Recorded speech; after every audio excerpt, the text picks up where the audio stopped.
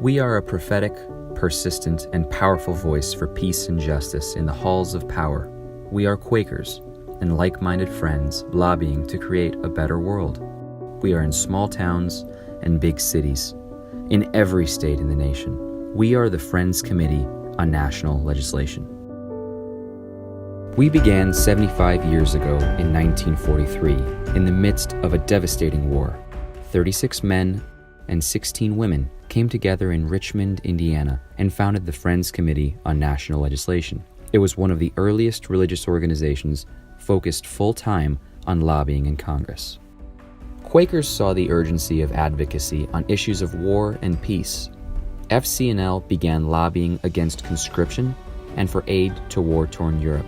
Yet from the beginning, we had a bigger vision: to plant the seeds of changes for a more peaceful and just world that might take decades to grow.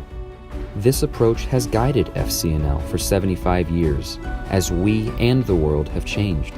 Through it all, we've remained grounded in a community across the country advocating for peace and justice. It is part of FCNL's distinctively Quaker form of advocacy.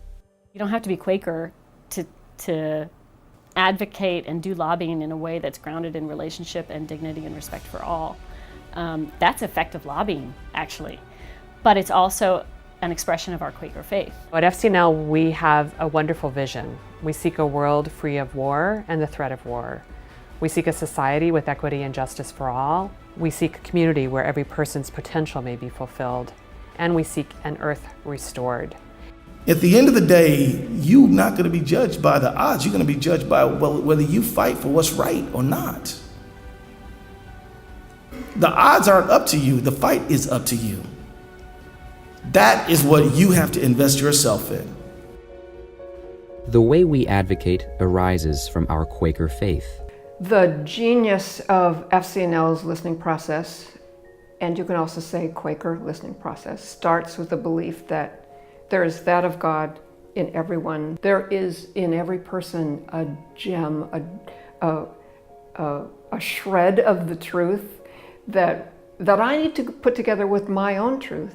When I enter an office to lobby anybody, I'm always nervous.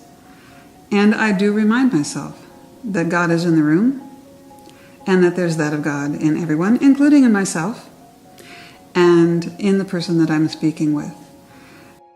Being grounded in the Quaker faith, we're about talking to everyone. It doesn't matter whether we think differently about certain issues or if we're on different sides of the ideological divide. I think one of the most effective ways that we are finding common ground has been this work we're doing on climate change. We're uniquely positioned to have conversations both with Republicans and Democrats, and what we've seen is a bipartisan climate solutions caucus. I want to thank the Friends Committee on National Legislation for their work helping me foster bipartisan support for climate action here in Congress. Your passion and activism is making a critical difference in shifting the dialogue on climate change. There is a renewed spirit of bipartisanship in Congress to dialogue on climate change. For decades, FCNL has advocated for earth care and stewardship of natural resources. As climate change spurs deadly conflict, this work is inextricably linked to ongoing advocacy for peace and justice.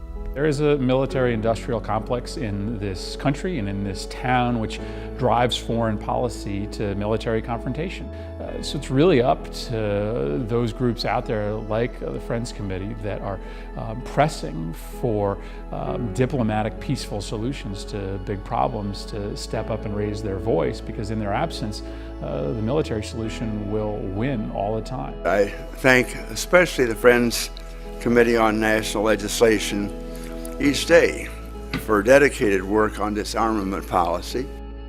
In the last decade, one of FCNL's achievements is leading the successful efforts to ratify the New START treaty with Russia, which reduced the number of deployed nuclear weapons. FCNL focuses on peace and justice at home, too. Soon after its founding, FCNL testified before Congress to support anti-lynching legislation. Strategy sessions held in FCNL's conference room paved the way for the Civil Rights Act's passage. A vibrant Native American advocacy program continues to urge the U.S. to honor the promises made to this country's first peoples.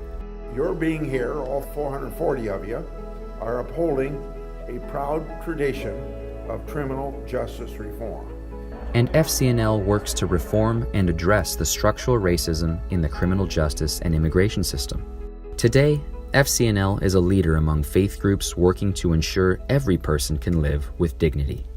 From the beginning, people of faith have helped define our national consciousness. At the Friends Committee, you've done that and more.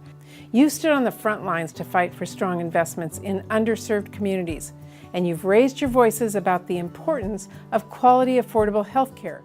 One of the many things I appreciate about working with the Quakers is your focus on bipartisanship.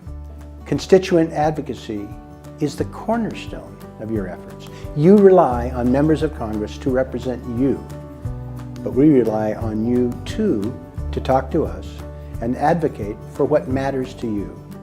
We ought to be willing to work for causes which will not be won now, but cannot be won in the future unless the goals are staked out now and worked for energetically over a period of time.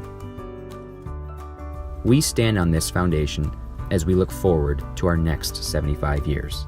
FCNL brings the confidence of faith at its core. It makes such a difference to be backed by a community that believes and expects the world to get better.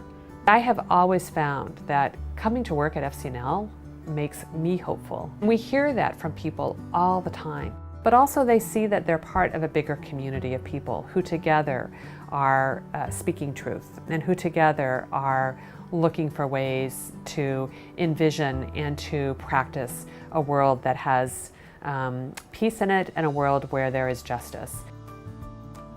We all have the power to create change. We all have the power to live our values through our actions. Join us to build FCNL's next 75 years.